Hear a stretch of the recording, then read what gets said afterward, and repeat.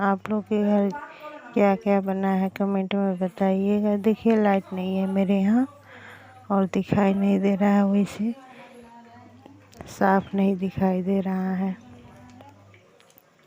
Light यहाँ रहता ही नहीं है, हमेशा लाइट नहीं रहता है।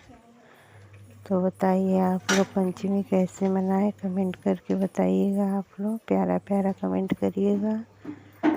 और देखिए मेरा प्यारा सा किचन है, अंधेरा है इसलिए दिखाई नहीं दे रहा, इसके लिए क्षमा चाहती हूँ।